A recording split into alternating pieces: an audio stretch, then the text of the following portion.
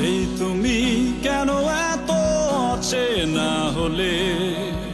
ব্যক্তিজীবনের নানা বিতর্কিত কর্মকাণ্ড, বিস্ফোরক সব মন্তব্যের কারণে জনপ্রিয়তা হারিয়েছে গায়ক নোবেল। মুখ ফিরিয়ে নিয়েছেন তার ভক্ত, সঙ্গীতপ্রেমীরা, শ্রোতারা। এক কথায় মুখ থুবড়ে পড়েছে নোবেলের ক্যারিয়ার। তবে সব বিতর্ককে পেছনে রেখে ব্যক্তিজীবনের হতাশাকে কাটিয়ে ওঠে কাজে ফের নিয়মিত হচ্ছেন সারেগামাপা দিয়ে ২ বাংলায় জনপ্রিয়তা পাওয়া এই সঙ্গীত শিল্পী।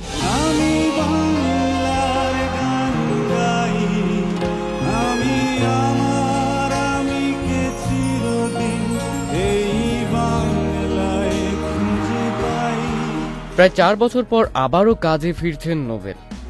তার আগে সম্ভাবনাময় ক্যারিয়ারের এমন হালের জন্য নিজেকেই সবচেয়ে বড় দোষী বলে স্বীকার করে নিলেন তিনি। সম্প্রতি এক সাক্ষাৎকারে নোবেল জানিয়েছেন, অল্প সময় তারকা খ্যাতি ও অর্থ একসঙ্গে তার ক্যারিয়ারে ক্ষতি ডেকে এনেছে। মানুষের সঙ্গে দুর্ব্যবহার করেছেন তিনি। ভবিষ্যতে এই ভুল ত্রুটি শুধরে নেবেন। নোবেল বলেন, আমার সব অভিযোগ নিজের ওপরেই। শ্রোতাদের অসম্ভব ভালোবাসা পেয়েও তা ধরে রাখতে পারিনি।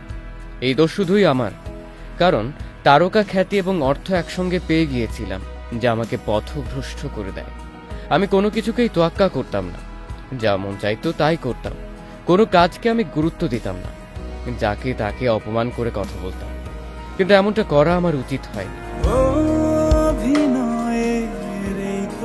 জীবন অভিনয় যাচ্ছি করে।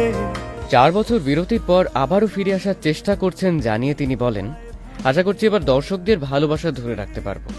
কারণ এই ভালোবাসা যদি ধরে রাখতে না পারি, তাহলে কালের গর্ভে আমি হারিয়ে যাব একদিন, যেমন হারিয়েছিলাম এই ৪ বছর।